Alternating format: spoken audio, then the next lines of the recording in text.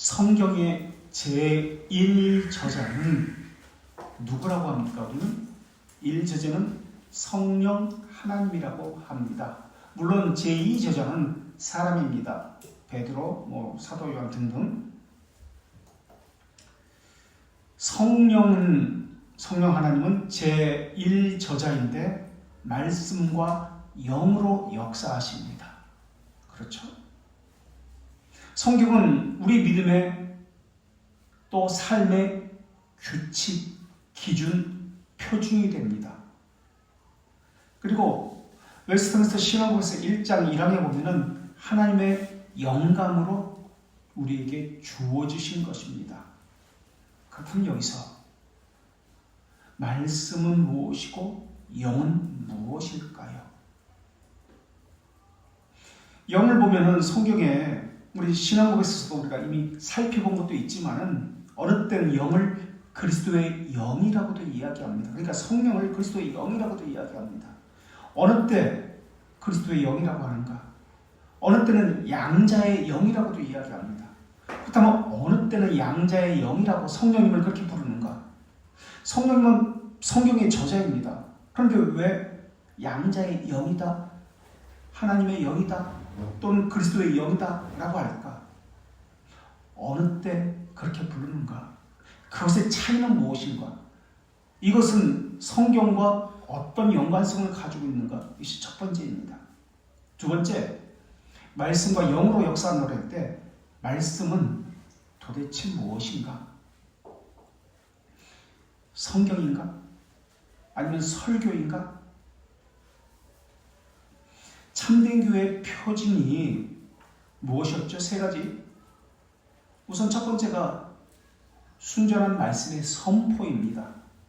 그렇다면 이 말씀이라고 할 때 첫째 성경, 두 번째 설교, 세 번째 참된 설교인가? 도대체 이것이 무엇인가? 참된 교회를 말할 때 성경을 읽는다는 뜻인가? 참된 교회의 표징이 순전한 말씀의 선포이기 때문에 성경을 읽는다는 뜻인가? 성경을 그대로 인용한다는 뜻인가? 말씀이 바르게 선포되는 것이 참된 교회의 표징이라고 하는데, 그렇다면 어떻게 하는 것이 바르게 말씀을 선포하는 것인가? 그렇다면 바르게 선포한다는 것은 바르게 말씀을 선포한다는 뜻만 가지고 있는가? 성령께서 역사하지 않으면 바른 말씀이 선포되는 것과 어긋나는 것은 아닌가? 이런 것에 대해서 바른 개념을 가지고 있어야 합니다. 그래야 참된 교회가 무엇이고 바른 신앙이 무엇인지를 이해할 수 있습니다.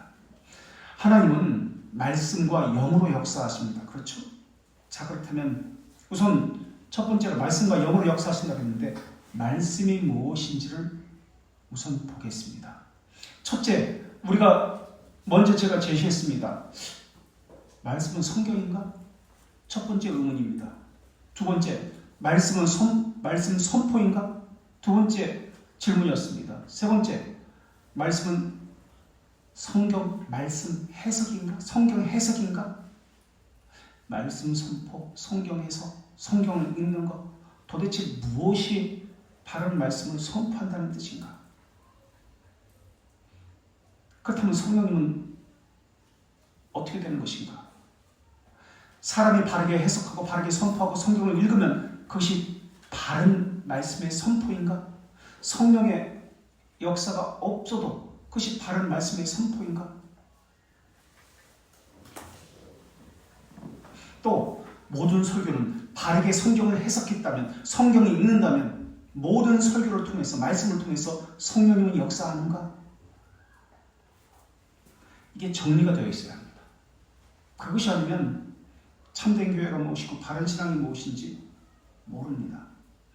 그런데 우리는 무엇에 관심이 있느냐면 설교에 관심이 있습니다. 어떻게 해석하고 어떻게 선포하는지에 관심이 있습니다. 그것이 중요할까요? 지금까지 이야기한 것처럼 성령의 역사가 없으면 바르게 해석하고 말씀을 성경을 인용해서 전한다 할지라도 성령의 역사가 없으면 그럼 바른 순전한 말씀 선포일까요? 그러니까 성령의 역사가 더 중요하다라는 것을 우리가 알 수 있습니다. 물론 성경을 어떻게 해석하느냐도 중요합니다. 그렇다면 무엇으로 성령께서 역사하셨는지 우리는 알 수 있습니까? 우리는 어떻게 알게 되는 것입니까? 성령님은 우리 눈에 보이지 않습니다. 설교자가 설교하는데 그것이 올바른 설교인지, 그 설교가 성령님이 역사하는 설교인지 우리는 어떻게 알 수 있습니까? 어떻게 알 수 있죠? 참된교회 표징 전환교회 어떻게 알 수 있을까요? 그게 올바른 설교인지 아닌지 어떻게 알아? 어떻게 알아요? 예, 성령님의 역사를 알 수 있습니다. 그렇다면 성령님의 역사를 어떻게 알아? 성령님 눈에 안 보이는데 어떻게 대답하실래요? 이것에 대해서 그게 올바른 설교인지 아닌지 어떻게 알 수 있습니까? 자기 느낌, 자기 체험, 자기가 가진 지식, 자기가 생각하는 판단, 이것으로 올바른 설교인지 거짓된 설교인지 알 수 있습니까? 우선 말씀과 영어로 역사하신다고 했는데 말씀이라는 단어는 성경에 보면 라틴어로 우리가 이미 배운 겁니다. 이것은 세 가지로 나타납니다. 어떤 것이 있죠? 이미 배운 것인데 생각나시는 분 있으세요? 라틴어로 보쳔, V-O 라틴어, C-A-M, V-O-C-A-M, 보쳔. 이게 뭐죠? 보쳔은 여호와께서 이르시되 하나님께서 말씀하시기를 하나님의 목소리입니다. 보이스, 하나님의 목소리. 하나님께서 이르시되 하나님의 목소리를 말씀이라고 합니다. 성경에서는 우선 첫 번째 보쳔이라는 단어를 씁니다. 하나님의 말씀, 여호와께서 이르시되, 주께서 이르시되, 성령이 이르시되와 같은 하나님의 목소리, 음성, 이것을 말씀이라고 합니다. 우선. 그리고 두 번째는 베르금. 누가 그랬어요? 베르금. 베르금 뭐예요? 베르금은 베르금.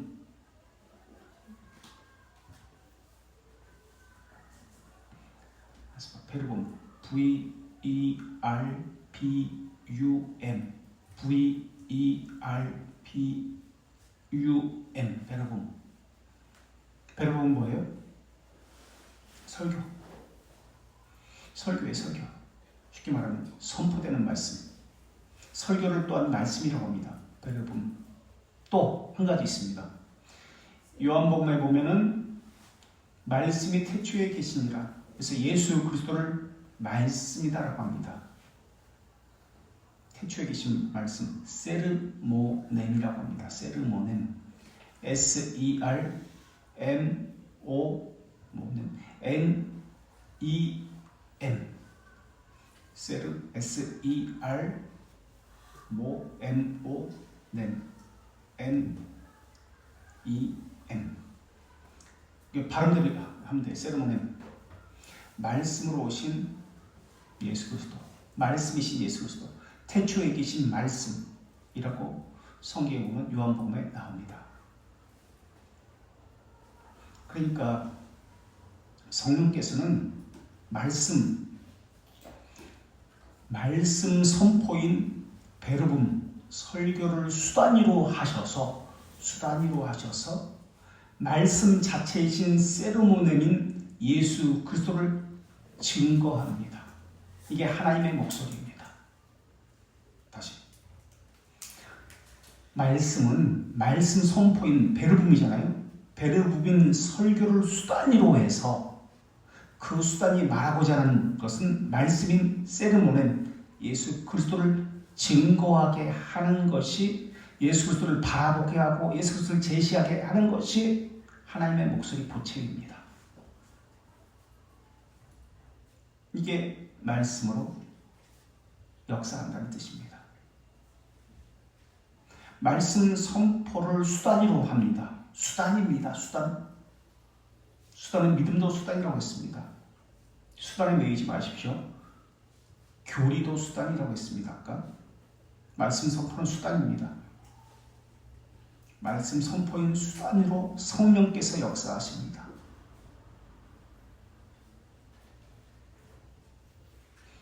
그 수단을 어떻게 사용하시는가? 그 말씀 선포, 설교를 어떻게 성령께서 사용하시는가? 이것이 나와야 합니다. 그렇다면 예수 그리스도를 증거하는 것을 목적으로 하는데 예수 그리스도를 증거한다는 것이 또 무엇인가가 나와야 합니다.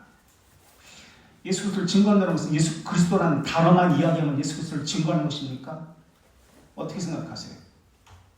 예수 그리스도라는 단어를 말하지 않으면 예수 그리스도를 증거하는 것이 아닙니까? 어떻게 우리는 예수 그리스도를 증거한다는 것을 알 수 있죠? 예수 그리스도라는 단어를 이야기하면 예수 그리스도를 증거한다는 것이라고 알게 되는 것입니까? 어떻게 생각하세요? 성령께서 어떻게 해야 그 말씀을 통해서 역사하시는 걸 알 수 있는 거죠? 이것은 어떻습니까? 나는 성령께서 역사하신다고 느낍니다. 그런데 다른 사람은 그렇게 안 느끼기도 합니다. 그렇다면 이것은 역사하는 것입니까? 역사하지 않는 것입니까? 어떤 사람은 설교를 할 때 성령님의 역사가 있고 은혜도 있다라고 생각합니다. 은혜를 받다고 합니다. 그런데 어떤 사람은 은혜도 없고 성령님의 역사도 없다고 생각합니다. 이것을 어떻게 설명해야 되는 것이죠? 성령께서 그 설교를 수단으로 사용합니다. 그 수단은 어떤 결과를 가져오는지에 따라서 성령이 있다 없다 이렇게 달라지는 것입니까? 내 느낌과 내 감정에 따라서 성령께서 말씀을 설교를 수단으로 사용할 때 역사하시는데 우리가 맨 처음 하나님의 영, 양자의 영, 그리스도의 영, 진리의 영, 거룩의 영과 같이 다양한 이름으로 불리는 이유는 성령께서 말씀 선포를 수단으로 사용할 때 어떤 측면에서 역사하시냐에 따라서 이렇게 다양하게 불려지는 겁니다. 성령께서는 예수 그리스도를 제시하십니다. 예수 그리스도께 인도하십니다. 그냥 예수 그리스도께 인도하는 것이 아닙니다. 예수 그리스도께 인도하기 위해서 그 사람을 거룩하게 하고 그 사람이 가지고 있는 죄를 드러내서 죄를 씻기시고 회개하게 하십니다. 이때 성령께서 무엇이라고 불리냐면 거룩의 영이라고 부르십니다.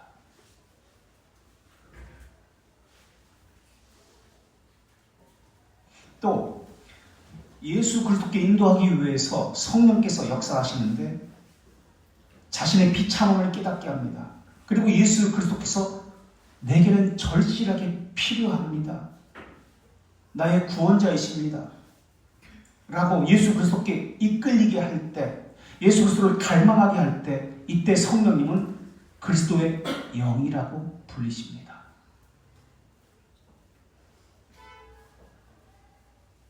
또 그리스도의 구속을 신자에게 적용하기 위해서 말씀을 가지고 선포되는 말씀을 가지고 역사할 때는 이때는 진리의 영이라고 불리십니다.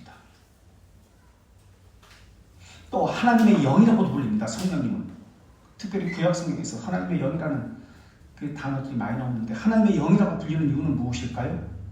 하나님의 자비하심을 하나님이 택하신 백성에게 명시하실 때는 하나님의 영이라고 불립니다. 하나님의 부성애를 하나님이 택하신 자녀에게 나타내 보이셔서 자신을 아버지라고 부르게 하기 때문에 그렇습니다. 성령님을 양자의 영이라고 부르시는 이유는 무엇일까요? 양자의 영이다 부르시는 이유는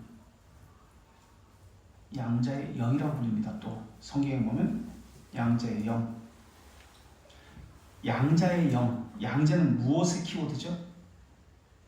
네? 양자는 자녀되면 무엇의 키워드예요? 주님? 그렇지, 기도.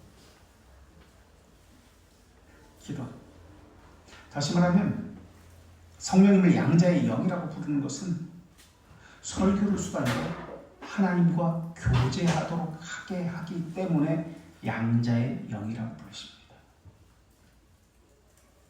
그래서 하나님의 자녀에게 하나님과 교제하기 위해서 기도하게 하시는 겁니다.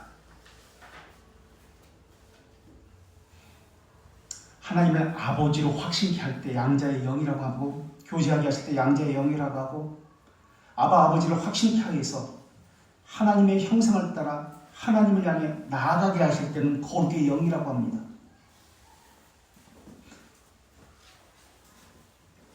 거룩에 관한 일을 성령께서 말씀을 수단으로 그 사람 안에 행하게 해서 내가 주를 따라 이제부터는 살겠나이다. 내가 죄인입니다. 이 죄를 버리게 하여 주시옵소서 라고 고백하기 때문에 거룩의 영이라고 불립니다. 그래서 하나님 뜻과 관련해서 내가 나의 것을 버리고 거룩하여 주도록 다듬어가게 하실 때는 거룩의 영. 그러니까 같은 성령님인데 어떤 측면에서 보느냐에 따라서 어떻게 성령께서 우리에게 각기 역사하느냐에 따라서 진리의 영, 하나님의 영, 그리스도의 영, 거룩의 영, 양자의 영 다르게 성경은 기록하고 있습니다. 다른 하나님이 아니라 같은 하나님입니다. 다만 역사의 그 사람과 관계성에서 역사의 방식에 따라서 그 사람이 나타나는 현존에 따라서 다르게 나타나는 겁니다. 그래서 내가 거룩하게 빚어지기도 하고 하나님과의 관계에서 자녀됨을 다시 확인하기도 하고 그리스도께 인도함 받기 위해서 그리스도의 영이 역사하기도 하고 또 참된 진리 가운데 거하기 위해서 진리의 영이라고 불리기도 하고 그래서 세상과 옛 습관을 벗어버리고 예수 그리스도께 나아가게 하고 예수 그리스도를 의지하게 하고 예수 그리스도를 소유하게 하고 예수 그리스도와 관계를 갖게 하고 이 성령님의 역사입니다. 그래서 성령님은 하나님의 자녀에게 예수 그리스도의 죽으심과 부활에 동참하게 합니다. 이 성령님의 역사입니다. 그러니까 어느 측면에서 성령을 보았느냐에 따라서 하나님의 영, 양자의 영, 그리스도의 영, 거룩의 영, 진리의 영 다양하게 불려진다는 겁니다. 자, 성령님은 이런 일을 하실 때, 이렇게 역사하실 때 사용하시는 수단이 있습니다.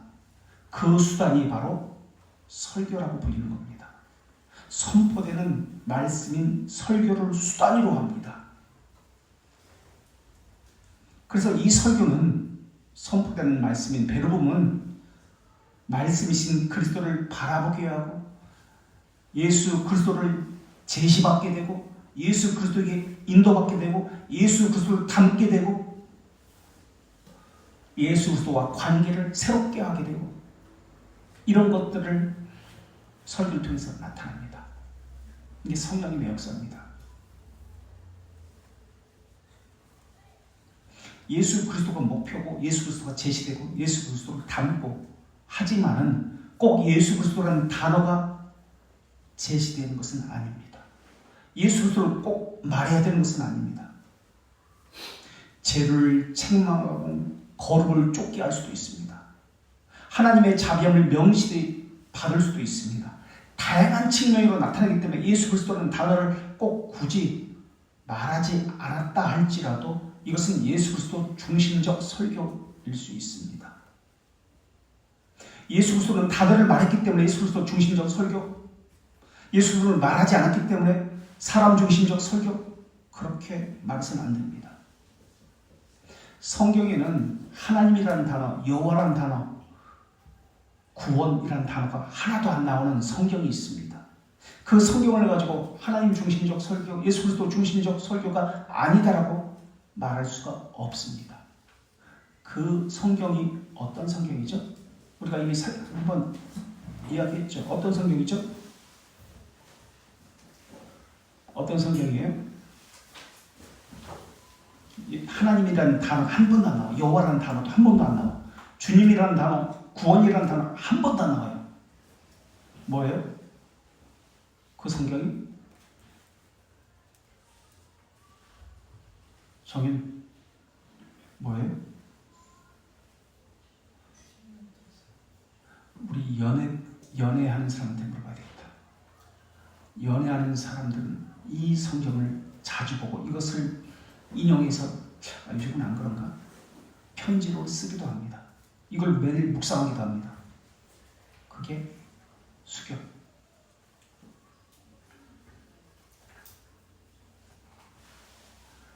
뭔지 몰라요? 편지 써본 적 없나? 요즘은 안 그런가? 편지 안 써서 그런가? 옛날에는 우리 때는 그거 편지로 다 썼는데. 몰라요? 아가입니다. 아가에는 한 번도 여호와 하나님이라는 단어가 나오지 않습니다. 그런데 아가는 성경입니다. 하나님이라는 단어가 단 한 번도 나오지 않는데 하나님 중심적이고 그리스도 중심적인 설교와 말씀이 아가입니다. 아가를 성경이 아니라고 할 수 있나요? 하나님이라는 단어가 한 번도 안 나오기 때문에 예수 그리스도와 구원이라는 단어가 한 번도 안 나오기 때문에 아가가 비성경적이다 할 수 있나요? 아닙니다. 그 어떤 성경보다도 성경적입니다. 성령 하나님은 복음이 추천하는 교리를 우리 심정에 인치시는 일을 하십니다. 성령님은 하나님을 두려워하는 마음을 갖게 하고 성령님은 우리 마음에 하나님을 경외하는 사랑하는 마음을 갖게 하십니다. 예수 그리스도라는 말을 한 번도 하지 않아도 하나님이라는 단어를 한 번도 쓰지 않아도 이것이 예수 그리스도 중심적 설교입니다. 그리스도를 바라보게 합니다. 성령님이 역사하지 않았다면 지금까지 말했던 이러한 것들은 우리에게 없었을 것입니다. 예수 그리스도의 구속의 은혜와 아버지 하나님의 부성적 사랑이 우리 심정에 새겨지고 나타났습니까? 내 죄된 이 잘못된 것이 드러났습니까? 그렇다면 이것은 성령님의 역사입니다.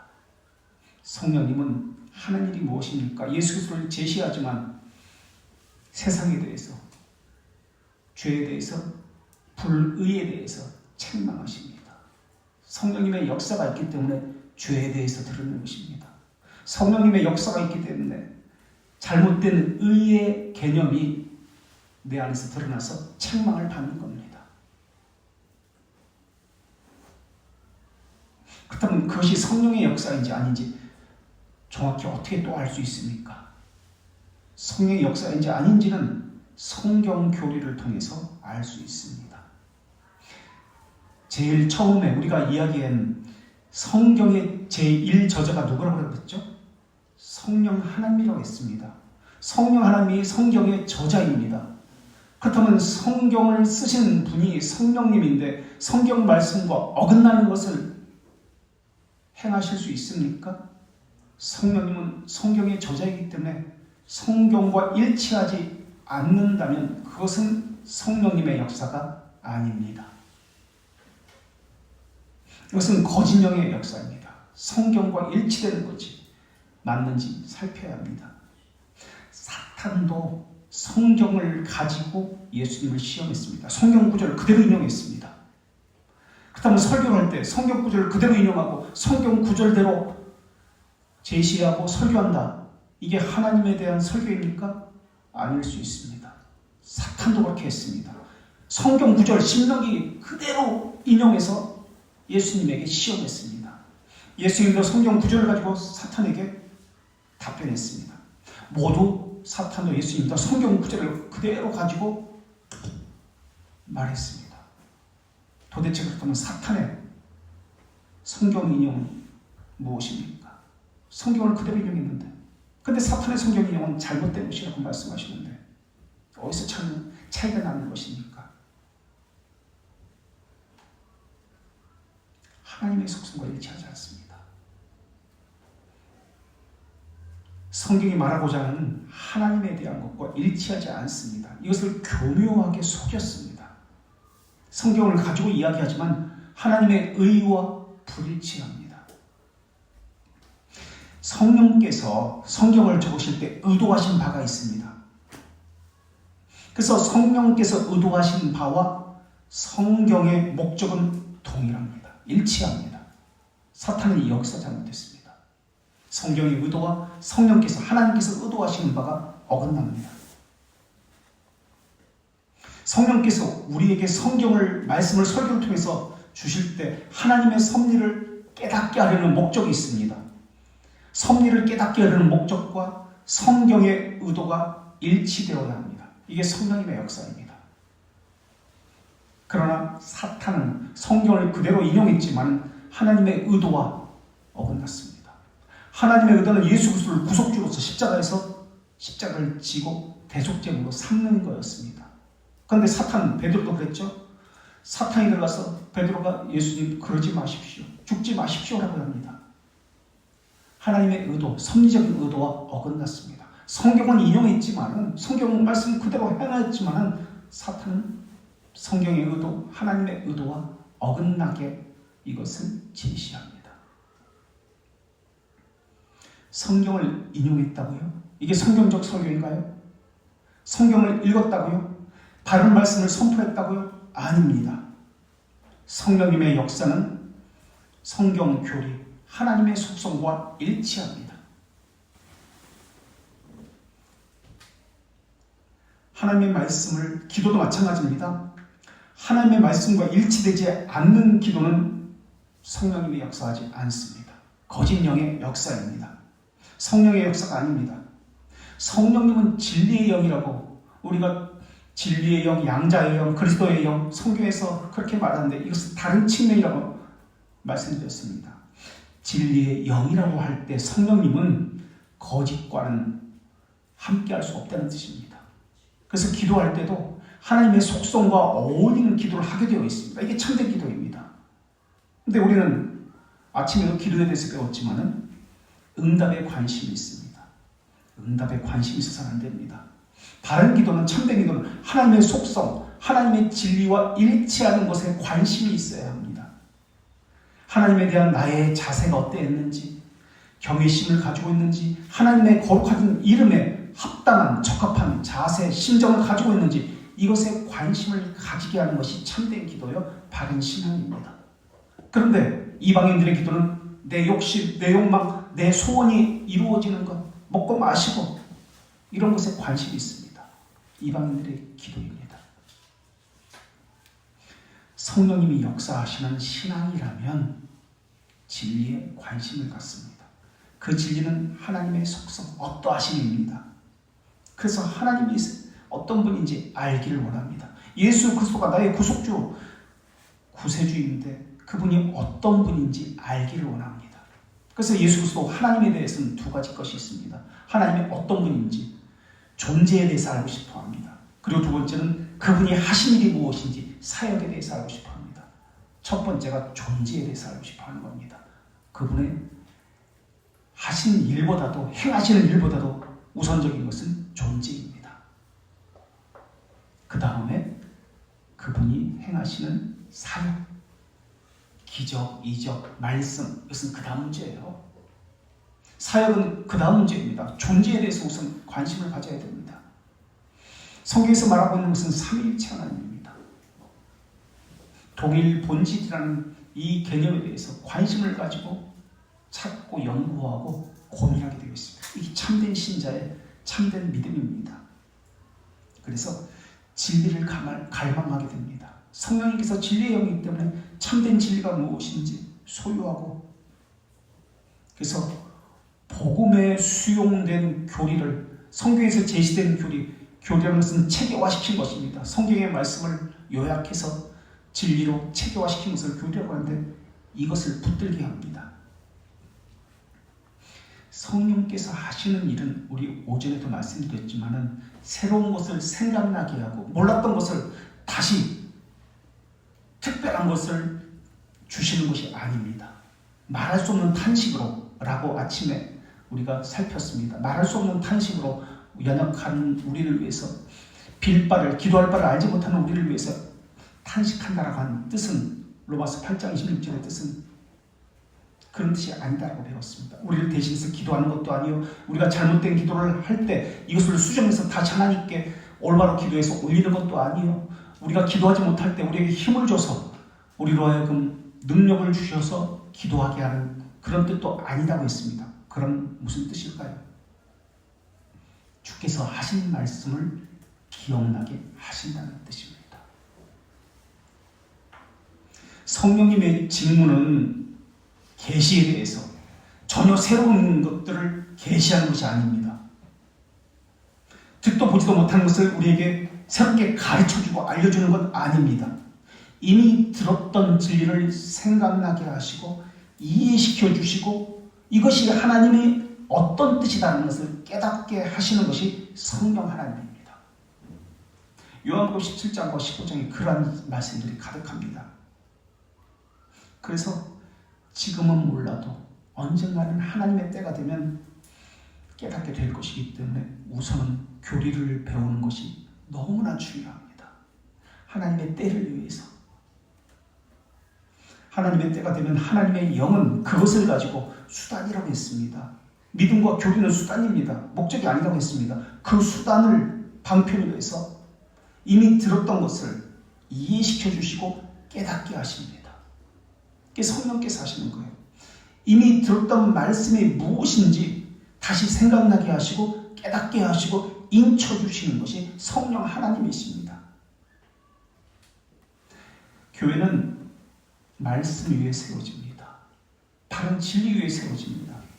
그런데 어떤 이들은 교회 이름으로 교인들을 괴롭힙니다. 교육받지 못한 자들에게 양심을 사로잡고 양심을 두렵게 합니다.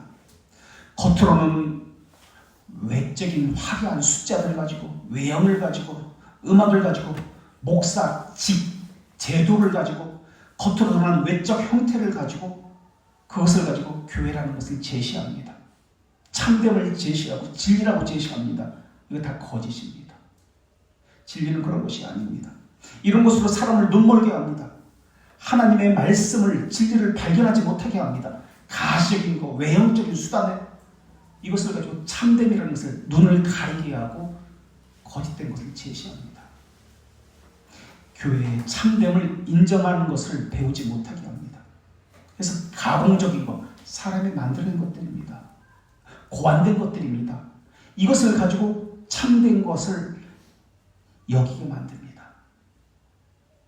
요한복음 18장 37절에서 예수님께서 진리에 속한 자는 내 음성을 듣나니라고 말씀합니다. 진리에 속한 자, 참된 자, 하나님의 택한 자는 하나님의 말씀을 듣습니다.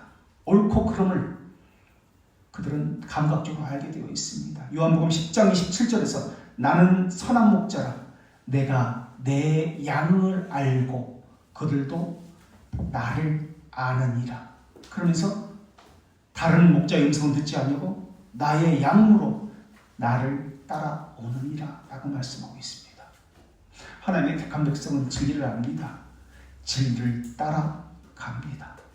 그것이 예수 그리스도의 음성입니다. 하나님의 자녀에게는 하나님께서는 누구든지 알 수 있도록 분명하고 쉬운 정확한 표지로 참된 교회를 나타내 주셨습니다. 이게 우리가 신앙 고백서에서 고백하는 벨지카 29장의 신앙 고백 가르침입니다. 그래서 하나님의 자녀는 누구든지 참된 교회다, 거짓된 교회다 라는 것을 분별할 수 있습니다. 분명한 표지가 있기 때문에 그렇습니다. 그렇기 때문에 미친년들처럼 참된 진리가 어디 있는지 교회를 찾아다닌다고 의지적으로 행동하면 안 됩니다. 그게 거짓을 말하고 있는 것입니다. 인간적인 판단, 목사들 위해 교회가 세워지지 않았습니다. 헌데 사람들은 자기 판단 위에, 목사 위에 교회가 세워졌다고 생각합니다. 목사는 아무것도 아닙니다. 수단입니다. 그분의 나라가 가장 거룩한 말씀을 떠나서 존재한다고 생각해서는 안 됩니다. 예레미야 7장 4절에 보면은 그 당시 사람들에게 이곳이 여호와의 성전이다. 이것이 여호와의 성전이니라 라는 말들이 떠돌았습니다. 하나님은 이곳이 여호와의 성전이다 하는 말을 믿지 말라라고 했습니다. 오늘날 보십시오. 우리 교회가 참된 교회입니다. 우리 교회가 진리를 가진 교회입니다. 우리 교회가 하나님이 역사하는 좋은 교회입니다. 얼마나 수많은 말들이 인터넷에서 사람들의 이야기 속에 떠들고 있습니까? 사람들의 평가를 듣고 자기가 이게 참된 교회구나, 좋은 교회구나 그렇게 결정을 합니다. 기도도 그렇게 합니다. 왜 그렇게 합니까? 가공적인 것, 인공적인 것, 인위적인 것, 만들어낸 것, 하나님이 인도하신 것은 그렇게 하지 않습니다. 어떤 면에서는 내가 원치 않는 그 길로 가게 됩니다. 여기에 오신 분들, 우리 오지 않으려고 했잖아요, 맨 처음에. 그죠? 근데 하나님께서 내가 원하는 길은 막으시고 내가 원치 않는 길로 오게 하셨습니다. 만약에 하나님께서 원치 않는 길로 내가 갔다면 거기서 수많은 고통을 받았을 것입니다. 그래서 그 길을 포기하게 만들었을 것입니다. 이것만 봐도 우리는 이미 성령님의 역사를 경험한 사람들입니다. 단지 내가 그것을 부인하고 모르고 있을 뿐입니다. 하나님은 날마다 성령님의 역사를 우리에게 보여주시고 체험하게 하십니다. 단지 내가 모르고 있을 뿐입니다.